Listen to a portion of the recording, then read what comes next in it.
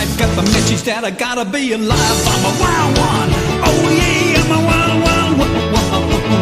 I'm gonna break loose, I'm gonna keep it moving while I'm gonna keep it shaking, baby, I'm a real wild child.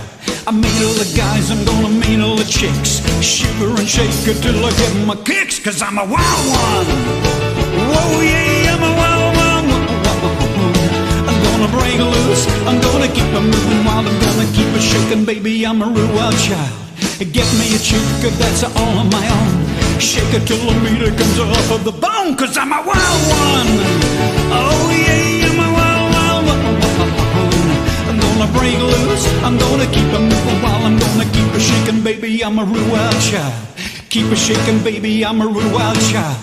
Keep it shaking, baby, I'm a real wild child. Keep it shaking, baby, I'm a wild one, oh yeah, I'm a wild, wild, wild.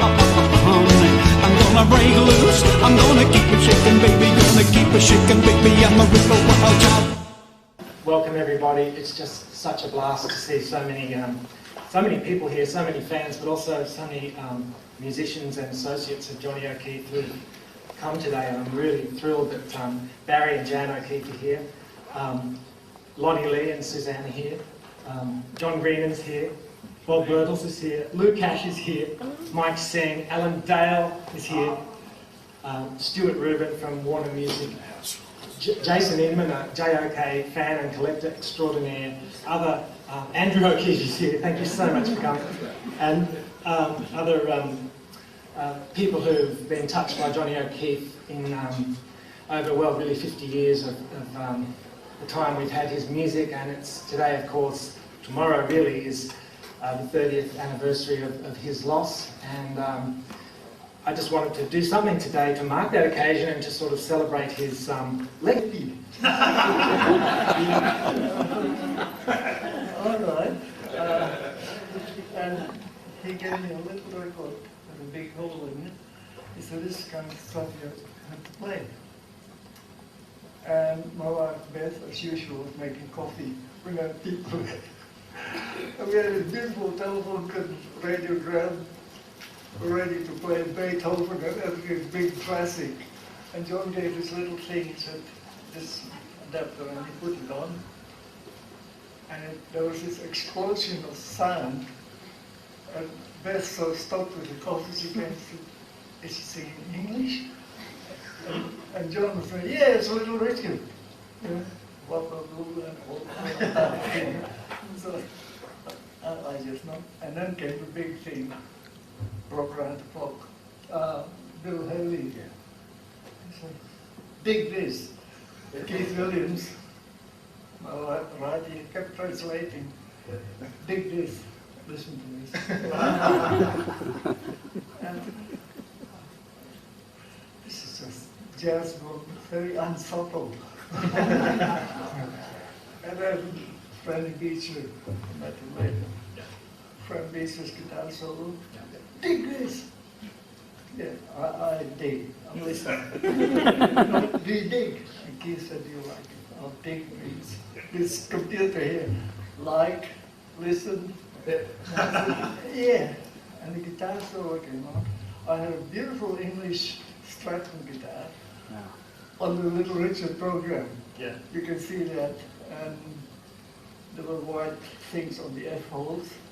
People didn't know that that guitar had about 18 nappies of Jonathan in there because John wanted an acoustic sound. So there were no solo guitars and we definitely couldn't afford any. So we kept putting Jonathan's nappies in there and bought new. The guitar weighed about a ton, but that, in the early stadium shows I was playing there. So the guitar solo of Freddie Beecher came. And I said, do you get paid for playing it? And I said, yeah. You dig? And Keith said, you like it? I said, yeah, I dig. Yeah. And picked up this beautiful English Stratton, and I don't play with a pick. I do a classic bit. So John put the record on. Here it comes, dig. He said, listen. I said, okay, I'll have to dig. And Franny's solo came on. And paid for playing that? He said, yeah. I said, okay, play it again. He played it, and I just forbade him note for note when he was out, because it's easy. You've got triplets, semi-quavers, quavers, in one hand. I said, ah, cool. He said, good. Cool. But cool is jazz. I mean, saxophone players, cool. Miles is cool. And I have to have the same birthday as Miles. But, okay, cool, yeah. I'll play. All right. You gave me a stack of records. See you in Balmain. And that. Balmain Working Man's Institute the following Saturday. No rehearsal. And you were with the band for the next. I turned up. Yeah. Great tuxedo, cummerbund, black tie. And there was this band, people there. Okay. Put the guitar down. And this Yankee guy came and said, wear this. And he gave me a red tuxedo with black lapels and this thing that looked like a string. And I said, what do you play? He said, oh, a theme song with Miles Blues by Five. The Five of Us. I said, it's a Miles Davis song. I said, yeah, just play it loud. And that hits the drummer, and suddenly there it was, bang, this sound explosion behind me. And John said, turn it up! Turn it up! And then I looked at the drummer and said, oh, there's nothing subtle about this. Jazz gone bad. So I played, and people started dancing. And I thought, oh, what are you going to do now? And don't come close to me because I'll kick it. But apparently they were listening to blues. And I was just following this Charlie Christian and everything was coming out of that guitar. And John said, great. I said, what's the next song? And Dave just said, B flat. All the keys were in D flat.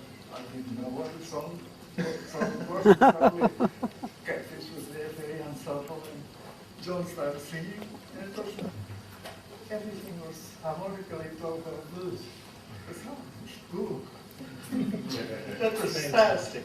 Thank you, Lou. Lou Cash, thank you. I said I could speak for an hour. So I understand the song came into existence after a gig in Newtown. What happened at this gig? Well, firstly, I want to thank you for inviting us today. 30 years since Johnny went, 50 years since this song was written.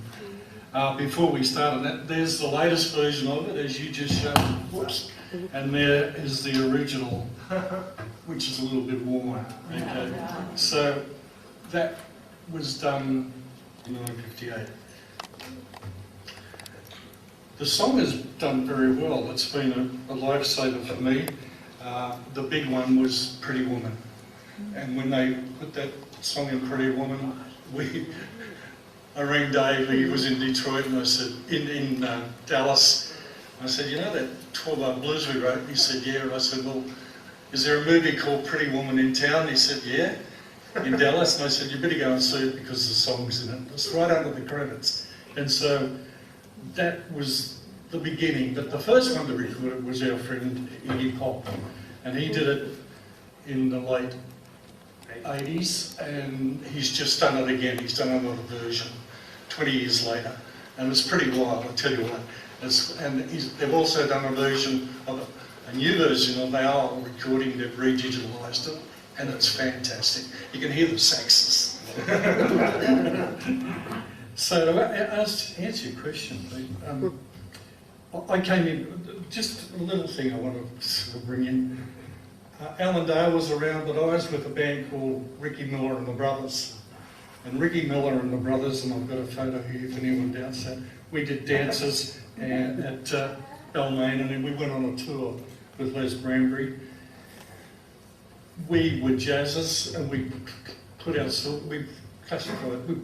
patented ourselves, as it were, on the Freddie Bell and the Bellboys. So we had the steps and all that stuff. And we did pretty well And at the end of the tour, Les Branbury said to us, we're going to do a show at the Sydney Stadium. But there's this guy called Johnny O'Keefe who's going to be the top, the head billing. You guys are going to be second. So, okay. So we did the big show, and it was the first all-Australian rock and roll show. It's the first time I really met John, briefly. And in those days, I used to do a thing called Johnny's Rock. And I'd take my shirt off and my jacket and my shoes and lay on the floor and play high notes. I used to bring the house down. Anyway, I did this that time. And of course, Dave Owens I'd known, he was a great jazz player who came from Detroit, and he played like Dexter Gordon. We hadn't heard sax players, jazz players like that before. And I befriended David, and he was, and as Pete had said, he was his band which Johnny joined. So Dave and I were friends, and then our band was about to disintegrate, Ricky Miller and the brothers. And I remember when Tony Herman, who was my friend, a trumpet player, who rang me one day, we were both newly married, and Paul, and he said, "You want to make some money?" And I said, "Yeah." He said, "There's a catch, it's playing rock and roll." I said, "What?"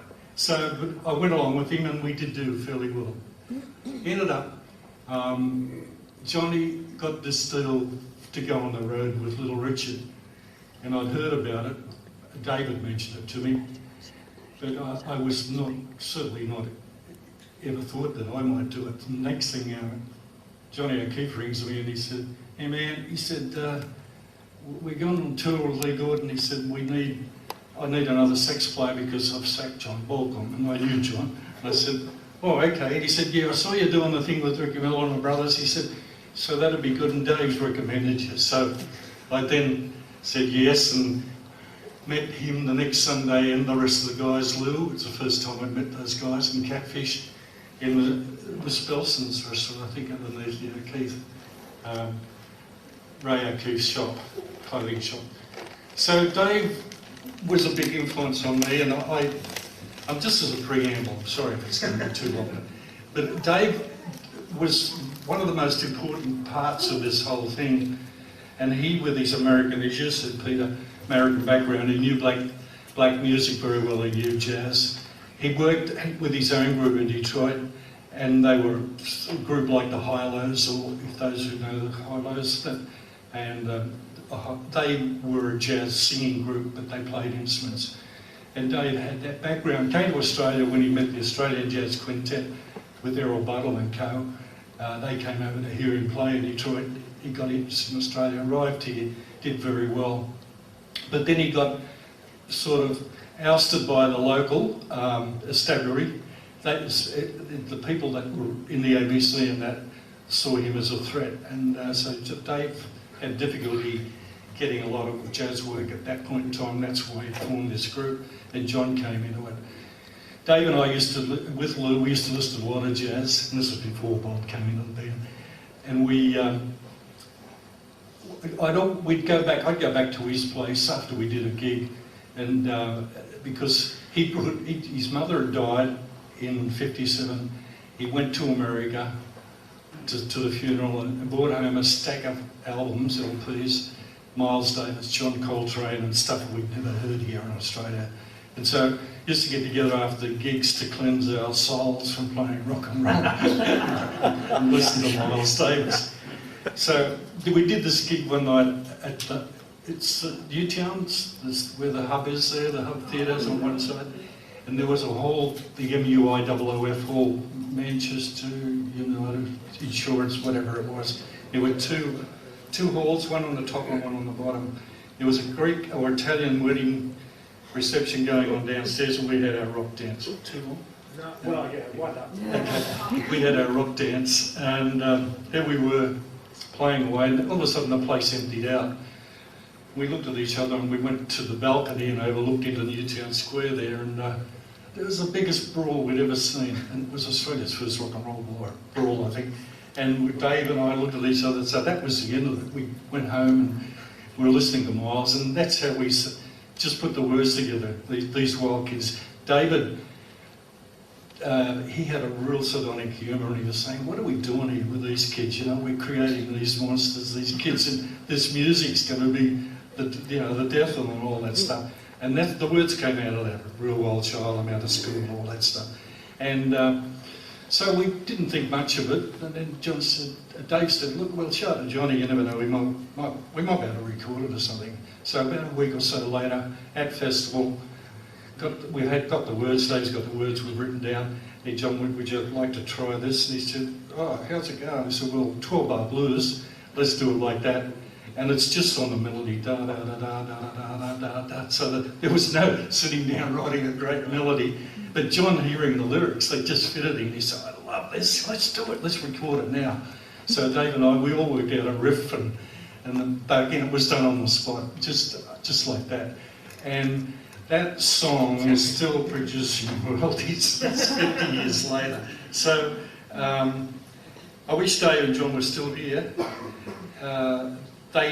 Johnny didn't see any of its success. The song is a part outside of the thing that we did. It's had its own life, and I thank God for that, because I've been through some very tough times, and the song's always been there when I've needed to have some support or some money, and they keep recording it and keep putting it in movies. So Real Wild Child, as it was called, because of the movie Wild One with Marlon Brando. That's the story of the writing of. Please thank Johnny Green. I don't mean old, but just haven't seen you all for such a long time. It's just so wonderful that you all are here and still sprouting the wonderful news about the guy who we can all blame for giving us a career in Australia. This is the guy that you either liked or you didn't like. There was no grey with Jock. A lot of people didn't like him, and a lot of people still don't like him from that era. It's hard for me to get my head around that, because he and I had just so much in common. The thing we didn't have in common was the fact that he had so much bravado and so much wonderful charisma.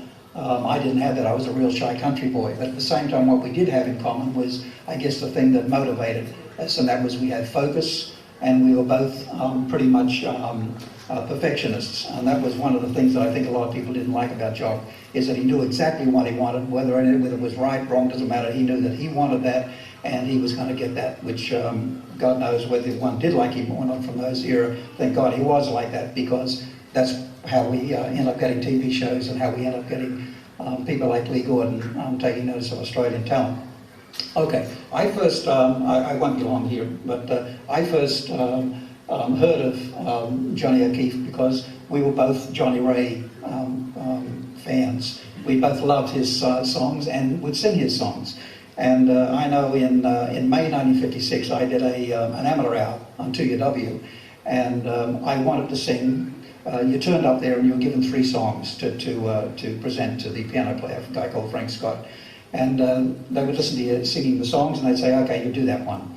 Anyway, I turned up with my 3 songs, and one was Just Walking in the Rain, Johnny Ray, and the other one was Nat King Cole's Autumn Leaves, and the third one was a song by a guy who no one had heard of before, a guy with a really strange name called Elvis.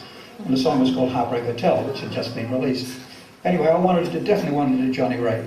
And anyway, I got there and I said, no, you can't do Johnny Ray because a guy did it just recently, and we don't want too much of the same stuff. So I said, okay, so I did the Johnny, Nat King Cole. I said, no, too slow, do this other thing with this guy with a weird name. So I sang Heartbreak Hotel and came second, but that started my whole career going. But at the end of the show, he said, Alan too, he said, I'd like to send a cheerio to the guy talking about Laurie Ricks. That was my name. Well, it still is my name, I guess, but that was my real name then. That was on here previously. He wanted to do a Johnny Ray song, but we didn't allow him to, because just a couple of weeks ago, another guy did, and he's doing we'd like to send a cheerio to him because he's doing a big concert down in Wollongong tonight, and his name is Johnny O'Keefe. Now, that's the first time I've heard this guy's name. 6 months later, I'm entering a contest to become Defiant, Australia's Elvis Presley. They were trying to promote this movie called Love Me Tender, which was Elvis's first movie, and once again, no one knew who this guy was, so they thought they'd try and get as much PR as they could. So I entered into this contest, and I happened to win it. And part of the prize was the next week I would be a guest performer on this rock and roll show at the Trocadero. which was, I think, one of the first rock and roll shows at the Truck. Anyway, I went along there, and it was Jock in his red suit. He was the dude that was the compere of it. And also part of my prize was that I would be on the Little Richard show, and that was part of my prize also. Anyway, I sang my songs at the Trocadero with the forget his name, but the orchestra in the shell, but it was a real straight orchestra. We did our stuff, and I didn't end up doing the Little Richard show. Somehow something happened there, and I didn't end up doing it, but Jock did it, and whoever else did it.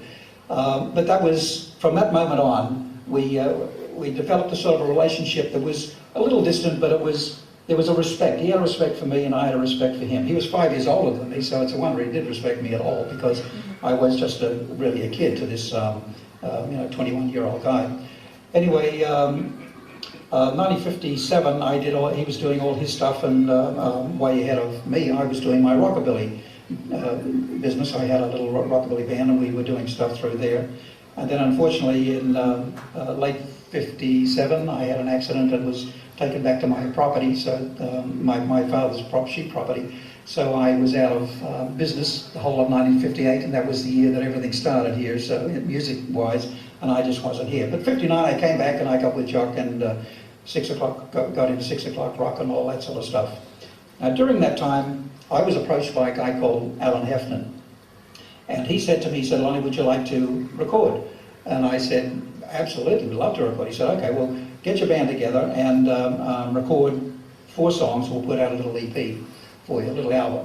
So I recorded the songs. I had my band, the Lee Men, and we recorded these songs, and we put out this album.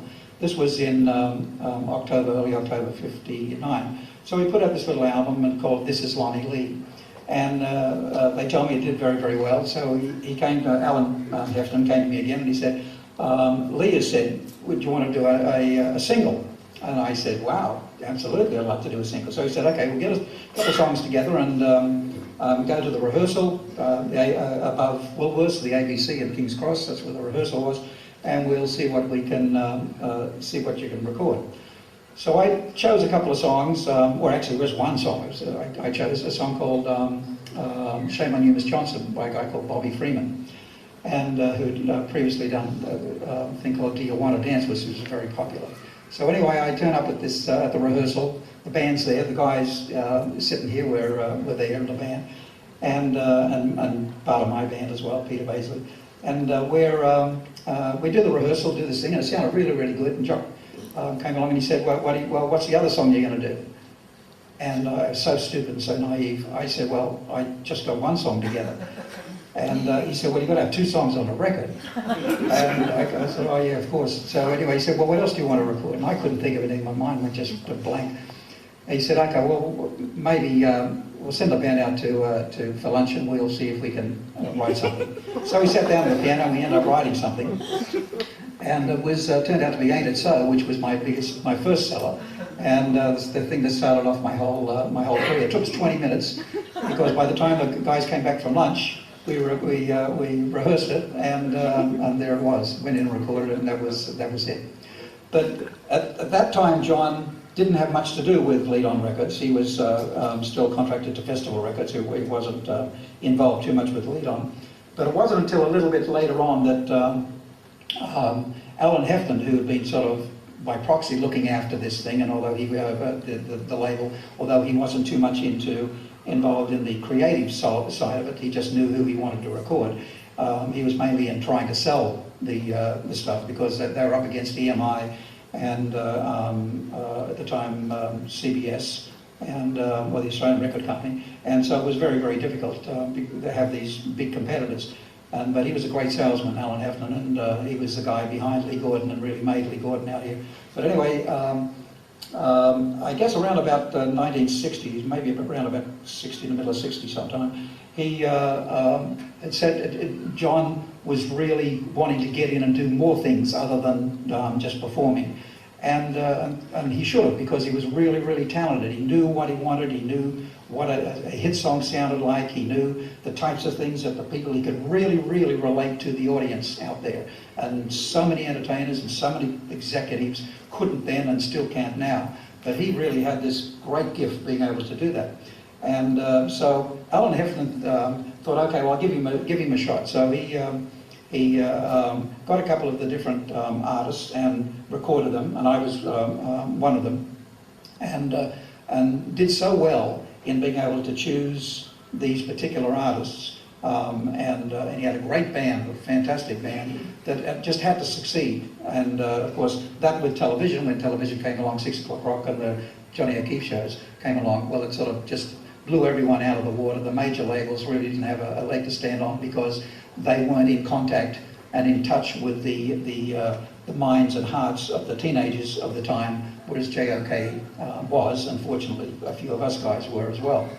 But there was a little bit of a conflict with Festival Records and Lead On Records, because Lead On was owned by Lee Gordon, and it, just as it was getting off its feet and starting to make money, because it was a liability, financial liability at first, that's when Lee Gordon himself was starting to go down. He was getting a little bit too much into the drugs, and he was surrounded himself with just people that just ripped him off blindly. He was just a little naive in that point of view. He believed everybody anyway, or a lot of people, and they just totally ripped him off. But so Lead On was going down, and Lee Gordon was going, or actually Lead On was going up, Lee Gordon was going down. So he said to Johnny O'Keefe, had been pestering him, let me have something to do with it, let me have something to do with it. And so he got more and more and more involved into the administration side of things as well. And then Festival came up and said, okay, if you need money, we'll buy the thing from you, because they saw the talent that was on the label. So they paid Lee a terribly small amount of money. And it's like the story with Elvis and Sun Records. But anyway, it went on and on and on and on and on for years. John kept his involvement for a number of years with Lead On, and was one of the major forces of why it was so successful, because of his ability to be able to communicate. On the side of television, it was the 6 o'clock rock thing actually started because the ABC here in '59 were looking, in fact 58, were looking for, they could see that a show in the BBC in England called 605 Special was very, very popular with this sort of the jazz elite, plus as well this new emerging rock and roll scene that was happening in Europe. And so they thought out here, okay, well maybe we could work something out here and do something similar. So they messed around, they came up with the idea, okay, we'll make it a 6 o'clock instead of 6:05, so they called it 6 o'clock rock. And it launched in February '59.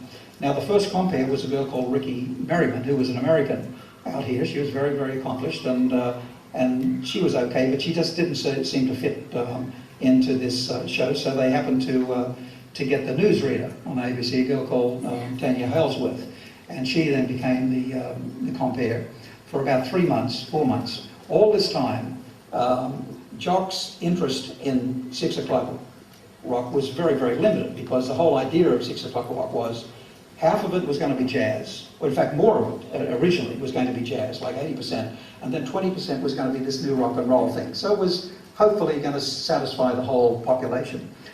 Anyway, from show number one, the jazz side of it, even though they had tremendous bands and all the great, like Gus Mercian and all the great jazz, John Burroughs and whatever else on there, it was the young teenage element that were watching that they weren't interested in that stuff. They only wanted the rock and roll. So the jazz part of it went down and down and down in popularity, and the rock and roll got more and more. And that was reflected in the mail and all that stuff that the ABC were getting. And Jock kept on pushing them, once again, thankfully.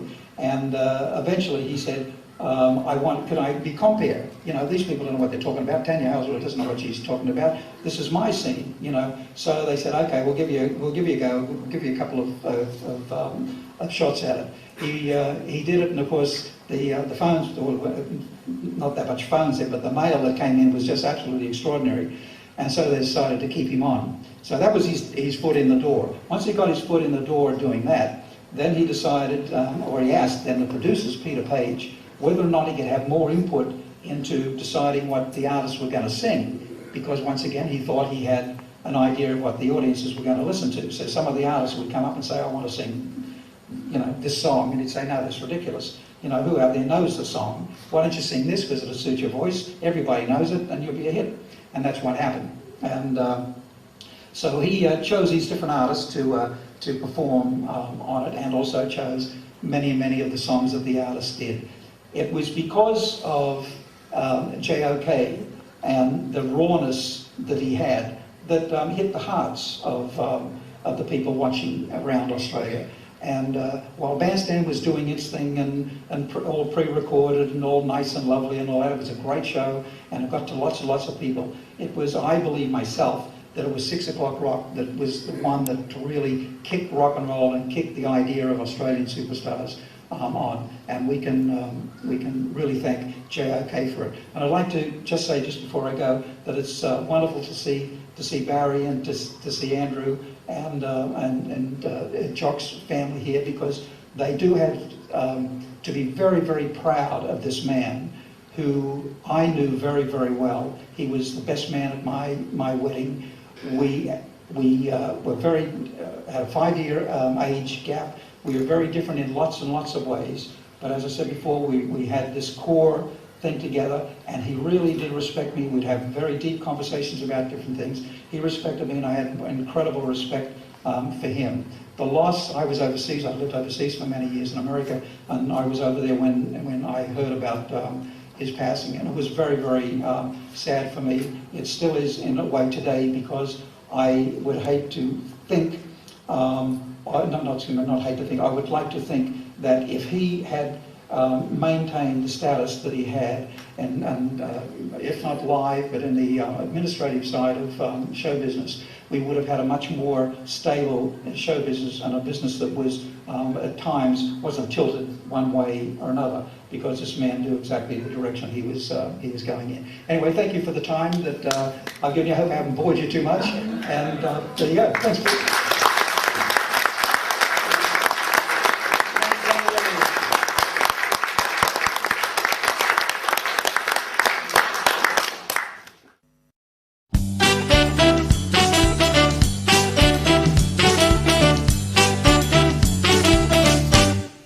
She's so tough.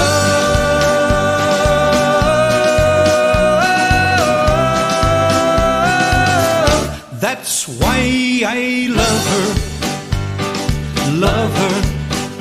Well, I saw a pretty little girl walking down the street.